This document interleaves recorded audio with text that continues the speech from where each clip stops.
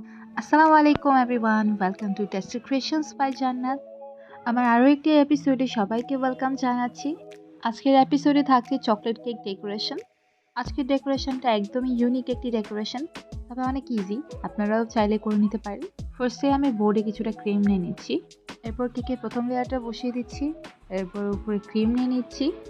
এখানে আমি ক্রিমের পরিমাণটা মিডিয়াম দিয়েছি, আপনারা চাইলে কম বেশি দিতে পারেন। যারা ক্রিম বেশি খেতে পছন্দ করেন তারা একটু মোটা করে লেয়ার দিতে পারেন, আর যারা একদমই পছন্দ করে না তারা খুব হালকা একটি লেয়ার দিতে পারেন।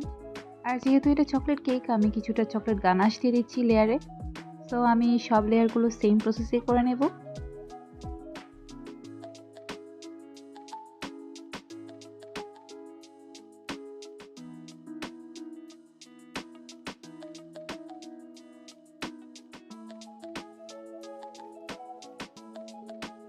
সো এখানে আমার ক্রাম্ব কোট করা হয়ে গেছে, আমি এখন এটাতে ক্রিম লাগিয়ে নেব। আমি সবসময় পাইপিং ব্যাগের সাহায্যে ক্রিম লাগিয়ে নিই, তাহলে ফিনিশিং আনতে অনেকটা সুবিধা হয়। তবে আজকে কেন জানি আমি এভাবে ক্রিমটা লাগিয়ে নিচ্ছি। এইভাবে ক্রিম লাগিয়ে নিলে কেকে ফিনিশিং আনতে কিছুটা সময় বেশি লাগে, তবে আমি অলসতার কারণে এই কাজটা করেছি। তো আপনারা যদি কেক ডেকোরেশনে একদমই নতুন হয়ে থাকেন তাহলে এই কাজটা মোটেও করবেন না। পাইপিং ব্যাগের সাহায্যে ক্রিম লাগিয়ে নিয়ে তারপরে ফিনিশিং দেওয়ার চেষ্টা করবেন।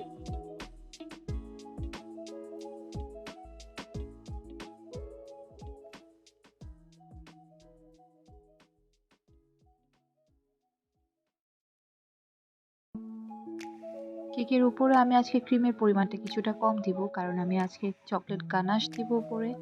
কেকে স্মুথ একটা ফিনিশিং দেওয়ার পর হঠাৎ করে মাথায় আসলো আমি ব্রেড নাইফ দিয়ে কেকের সাইডটা কিছুটা এমন ডিজাইন করে ফেলি। সো একটা ব্রেড নাইফের সাহায্যে আমি সাইডটা এমন ডিজাইন করে ফেললাম। এরপর আমি কেকটাকে কিছুক্ষণের জন্য ফ্রিজে রাখবো। এখানে আমি 20 মিনিটের জন্য কেকটাকে ফ্রিজে রেখে সেট করে নিয়েছি। এখন এতে আমি চকলেট গানাশ দিয়ে দিব। আমি কিন্তু এখানে পুরোটা চকলেট গানাশ একবারে ঢেলে দিইনি, 2 থেকে 3 বার করে নিয়ে স্প্রেড করেছি।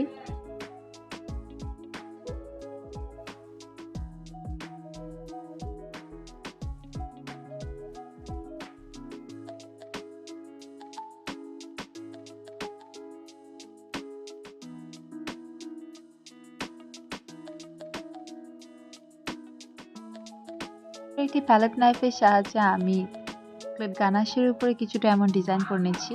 এই ডিজাইনটা আমার অনেক ভালো লাগে। কেকের ফিনিশিং আমার মোটামুটি দেওয়া শেষ, এখন এর টপিংসগুলো তৈরি করে নেওয়ার পালা। এর জন্য আমি চকলেট বল বানিয়ে নিয়েছি, এখন এগুলোতে আমি গোল্ড ডাস্ট লাগিয়ে নেব। আমি গোল্ড ডাস্ট সবসময় এইভাবেই লাগিয়ে থাকি, তাহলে আমার গোল্ড ডাস্টগুলো ওয়েস্ট হয় না। সো আমার চকলেট বলগুলো রেডি, দেখতেই পাচ্ছেন কতটা সুন্দর হয়েছে। এখন আমি এগুলো কেকের উপরে অ্যাড করে দিব। সো আমি এখানে একটা একটা করে বসিয়ে নিচ্ছি। চকলেট বলগুলো অ্যাড করার পরে কেকটাকে এত সুন্দর লাগছিল। সো আমি এখানে কিছুটা ক্রিম লাগিয়ে নিয়েছি যেন বলগুলো কোনোভাবে কেক থেকে পড়ে না যায়। এরপর কেকের সৌন্দর্য আরেকটু বৃদ্ধি করতে আমি এখানে গোল্ডেন লিফ লাগিয়ে নিয়েছি কিছুটা।